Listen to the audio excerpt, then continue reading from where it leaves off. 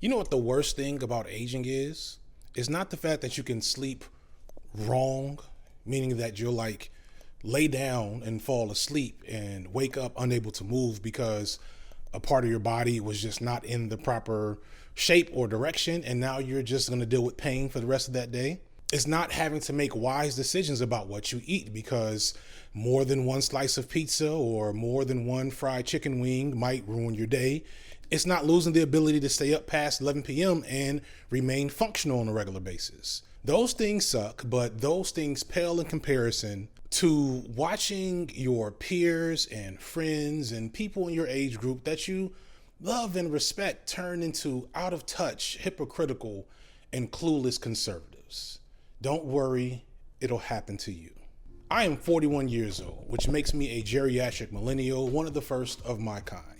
Millennials have a lot of distinctions. We came of age at the turn of the millennium. We saw 9/11 in our youth. Younger ones were watching the buildings fall while they were in grade school. We were children in a time before the digital revolution of media, meaning that we played outside but are still young enough to appreciate a good meme.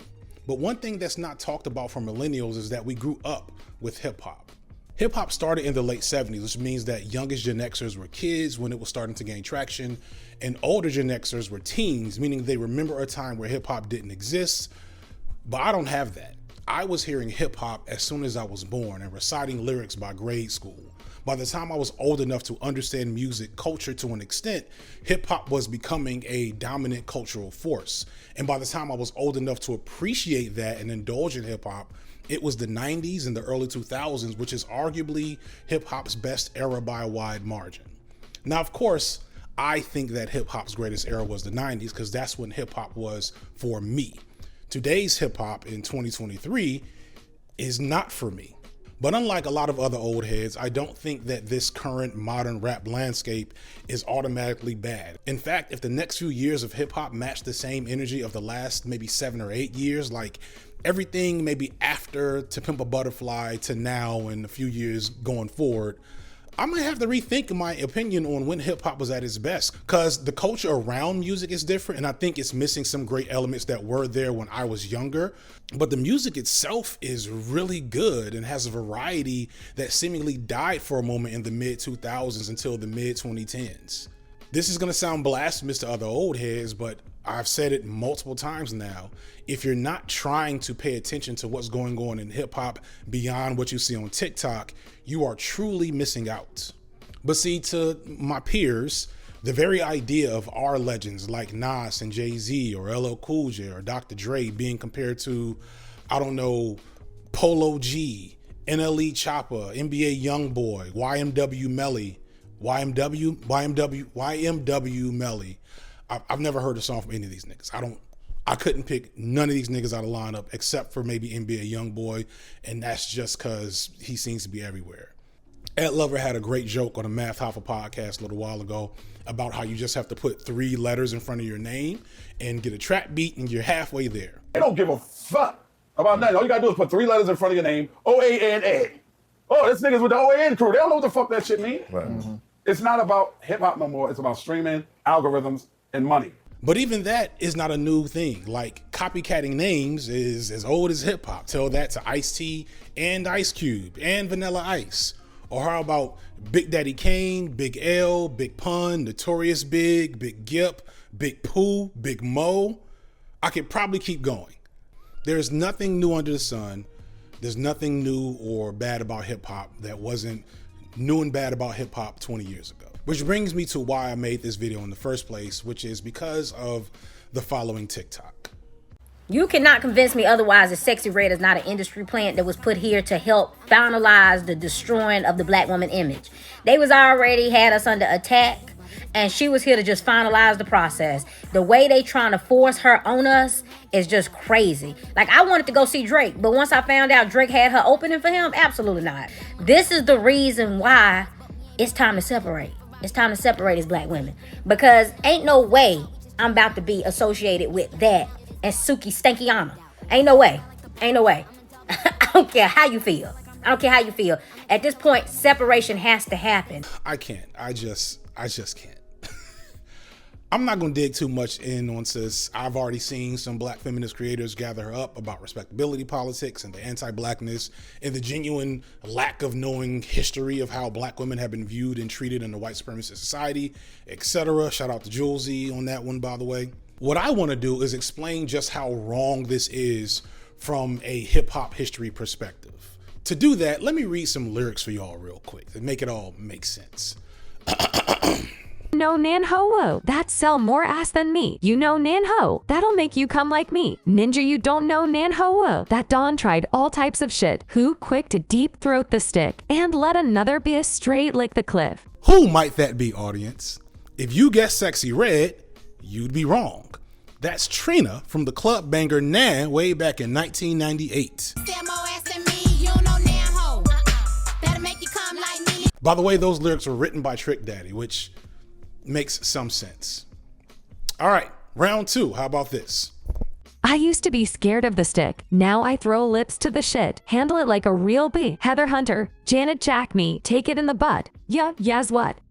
Heather Hunter and Janet Jack me, by the way, are prominent adult film stars from the 90s who, if you were coming of age back then like I was, and you might recognize those names. All right, who you got? If you guessed it was Glorilla, you'd again be incorrect. That is Lil' Kim from Big Mama Thang in 1996.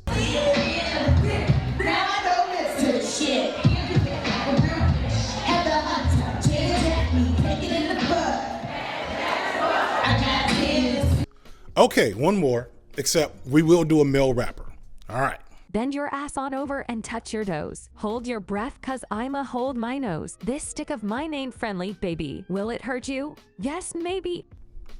I'll give you a hint. It's a 3-letter rapper, actually. Just not one you've probably ever heard of if you're younger than 35. This was AMG, Not Too Short, which I'm sure some of you were thinking, from the song I Kid You Not named Bitch Better Have My Money, way back in 1991. It ain't nothing like black pussy on my dick. Word to the motherfucking DJ quick. But the twist is, he's actually not singing about being a pimp. This is a song about him being a hoe, or gigolo, I should say, and speaking to the quality of the services that he can provide with the tool between his legs. Some of y'all parents dance to this one. I've seen them recently. I heard this when I was maybe 9 or 10 years old.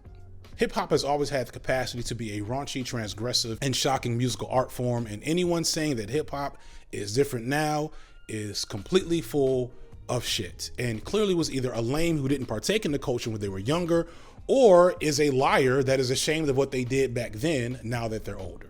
Need I remind you, there's a documentary on Freaknik in production, and many of your parents are shook. This is what's so frustrating, because I vividly remember how we, meaning people of my generation, said we would never, ever respond to future generations with the same conservative, judgmental nonsense that we got as kids. And yes, you can talk about the experience of aging and slowing down and getting a better perspective with maturity. I get you on that. But the thing to do with that is to be honest about the problems of the music and how you are a product and participant in it, not judge as if you don't know exactly how young people think and feel while they're listening to the music that's made for them and their generation. Everyone deserves a moment in life to be wild and debaucherous and loose moral. I had it, my parents had it, their parents had it, and I hate that we act like things are so different now, when truth be told, they're probably better. Like, could you imagine if there was social media or Instagram or phone cameras of some of the stuff that was happening in my youth and childhood? Someone made a good point that back in the day, the like real raunchy stuff was harder to find and consume. And I'll give you that. Like, to see as much ass as you can on social media right now, back in my day, you have to go to a concert or a festival or a strip club. And you never hear the really dirty stuff on radio, which is where everyone had to go to hear indie popular music. While today with streaming, it's impossible to escape. I just figured out who the hell Sexy Red was. Like, I couldn't even have picked her out of a lineup over a week ago, but I'm pretty sure that her pussy pink and her booty hole brown. So that's saying something. Now, I definitely think that there are things to be concerned about in modern music and how it glorifies violence and sensationalizes sex work without considering how difficult and perilous real life sex work is. And there are nefarious racist and capitalistic forces at play and how the music is amplified and sold to not just black people, but white people, and how this is exploitative. But this isn't new. In fact, it's the exact same problems from when we were kids. The things that I wish the older generation was more focused on, things that we need to be more focused on if we really care about the music and the children. Because pointing the finger at the youth and their art is putting the focus of any genuine concern on the wrong thing. I grew up on all the worst types of hip hop that parents hated. NWA, Snoop Dogg, Bone Thugs and Harmony, 2 Live Crew, Wu-Tang Clan, Cash Money, etc.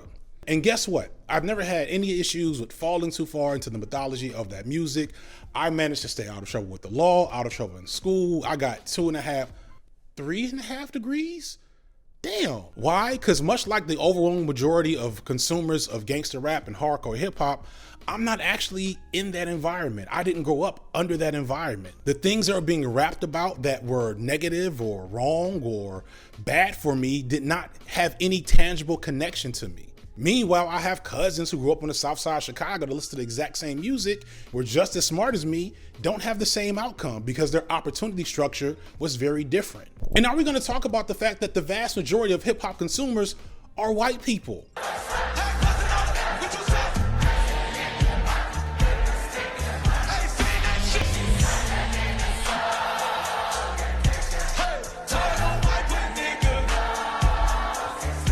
And the white folks in trouble with the law ain't listening to NBA Youngboy. They're listening to Tim McGraw or Toby Keith or insert whatever small town country singer here, because their opportunity structure is fucked up. It's not the music, it's the society. The music is a reflection of the problems in society.